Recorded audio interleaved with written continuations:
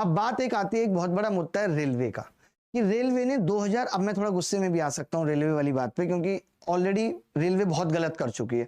2018 में 26,000 वैकेंसी निकाली और बढ़ा के बाद में वो 64,000 समथिंग कर दी, जिसमें एएलपी टेक्नीशियन सब था। 6 साल तक कोई वैकेंसी नहीं निकाली। अब जब वैकेंसी आई तो टेक्नीशियन जीरो है, केवल 5696 वैकेंसी आई है। आप 6 साल तक कोई वैकेंसी नहीं निकालते तो जो युवा तैयारी कर रहा था वो 6 साल में बुजुर्ग बन चुका है, हालात उसके और खराब हो चुके हैं। आपके हिसाब से तो वो कंपटीशन से बाहर हो चुका है, तो उसको एज रिलैक्सेशन कौन देगा भाई? ये वैकेंसी तो आपकी हर साल निकालने का फर्ज था ना, वो आप नहीं कर पाए। मुझे समझ में नहीं आता कि सरकार का ध्यान इन चीजों पे है क्यों नहीं। सरकार आखिर किन चीजों में फंसी हुई है? क्या सरकार की अपनी खुद की सफलता है? आज इतने बूढ़े बूढ़े नेता जिनकी उम्र 60-70 साल हो गई है, उनमें जीत का इतना पैशन है, उनको आज अपने कैरियर की इतनी चिंता है कि यार मैं अगला चुनाव ना हार जाऊं, मेरे कैरियर का क्या होगा। और जो लड़का 25 साल की उम्र में अपनी जवानी सुलगा के बैठा है, लाख रुपए की नौकरी में करोड़ों की जवानी सुलगा रहा है, उसके कैरियर की चिंता कौन करेगा बाबूजी? तुम्हारे तो पैर कब्र में लटके हैं, फिर भी तुमको ऐशो आराम चाहिए, नए नए कपड़े चाहिए, यार घूमना है भाई को, तो जलवे काटने भाई को। और ये बच्चे, तुम तो उस दौर में भी जिंदगी को जी के निकल चुके हो जैसे भी जीनी थी। तो भाई रेलवे वालों से ये हमारी विनती और रिक्वेस्ट है। वैसे रेलवे सुन भी रही है, जैसा मुझे पता चला कि उन्होंने शिक्षकों को बुलाया भी है बात करने के लिए, कि कोरोना भी बीच में आ गया था, इतना गैप भी हुआ है, तो आपकी ये नैतिक जिम्मेदारी बनती है कि आप एज रिलैक्सेशन दें। लोग 3 साल की डिमांड कर रहे हैं, मैं कहता हूं 6 साल है तो 6 साल की दो। तुम्हारी गलती है कि तुमने बीच में वैकेंसी क्यों नहीं निकाली। इतना गैप आ कैसे गया? क्या कर रहे हो भाई साहब, आप कर क्या रहे हो? इतना गैप कैसे आ गया, मैं ये जानना चाहता हूं। तो रेलवे का एक बहुत बड़ा मुद्दा है, और मैं ये चाहता हूं कि जैसे यूपी में भी अगर आप देखेंगे तो यूपी वालों ने भी क्या किया है, एज रिलैक्सेशन दिया है कि नहीं दिया? बताओ। दिया है तो रेलवे को भी देना चाहिए। रेलवे तो सेंटर का मामला है। 6 सालों में क्या लोग रिटायर नहीं हुए होंगे? और ये इसे कहते हैं कि रेलवे में सबसे बड़ी भर्ती आती है। पता है, मैं बताता हूं आपको, जब इससे पहले चुनाव हुआ था 2019 में, तो कोई और मुद्दा सरकार के पास नहीं था चुनाव जीतने का और लोगों का दिल जीतने का, तो बम्पर वैकेंसी निकालते। 2018 में निकाली, अब चुनाव आया तो हल्की सी दे दी। उनको लग रहा है इस बार रेलवे की वैकेंसी से ज्यादा फर्क नहीं पड़ेगा।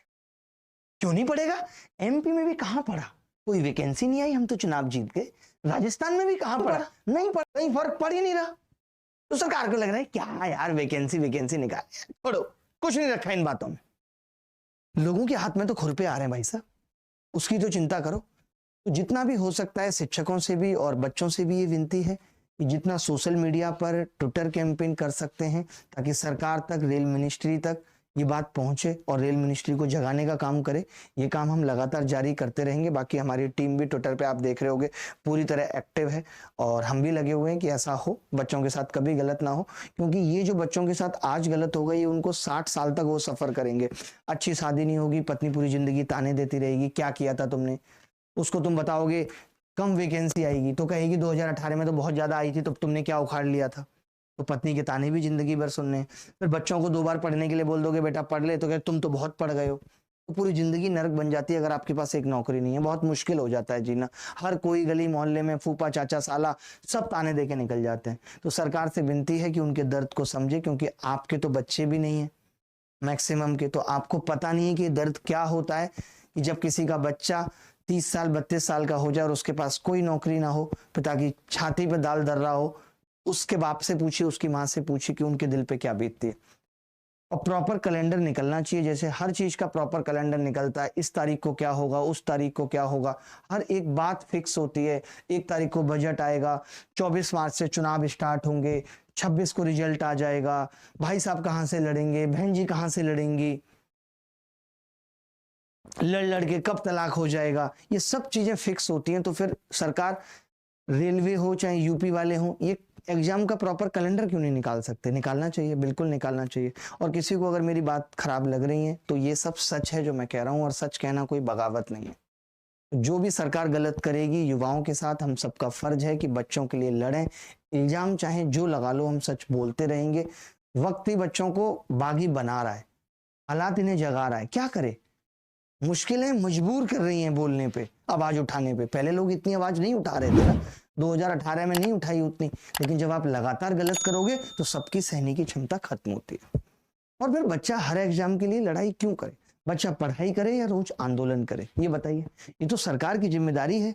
सरकार को हमने चुन के भेजा, उसकी जिम्मेदारी है कि वो सही समय पे अपनी इस प्रजा का पूरा ध्यान रखे। जिसको नौकरी दे सकते हैं उसको नौकरी दे। हर आदमी हम उठाए कहते हैं नौकरी की जरूरत क्या, आत्मनिर्भर बनो। अरे हर आदमी आत्मनिर्भर बन जाएगा, मेरी ये समझ में नहीं आती। तो फिर पार्टियां क्यों बन रही हैं? पार्टियों के नाम पे क्यों चुनाव लड़े जा रहे हैं? क्यों आज बीजेपी से टिकट लेने के लिए लोगों को इतनी मशक्कत करनी पड़ रही है? उन सबको भी कहते हैं यार आत्मनिर्भर बनो, अपना अपना लड़ो भाई, हमें कोई मतलब नहीं। वहां तो आप एकजुटता की बात करते हो कि जब तक 272 लोग नहीं होंगे तब तक आप पीएम नहीं बन सकते। तो आत्मनिर्भर क्या क्या अकेला पीएम पीएम बन सकता है बिना एमपी के? भाई साहब बताइए। तो वहां आत्मनिर्भरता कहां चली जाती है? आपको भी तो एक टीम की जरूरत है। तो इस सरकारी तंत्र को भी चलाने के लिए एक टीम की जरूरत है। एक टीम ही इसको चला पाएगी। और अगर आप टीम को सही समय पे नौकरी नहीं देंगे, जब उसका दिमाग सड़ जाएगा तब 32 साल की उम्र पे देंगे क्या?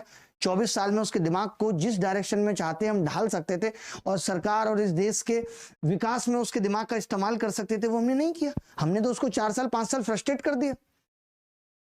1-2 साल तो उसको नॉर्मल आने में लगेंगे। तो हर एग्जाम को लड़ाई ना लड़नी पड़े। राजा का भी ये फर्ज है कि वो प्रजा के युवाओं के करियर पे थोड़ी सी चिंता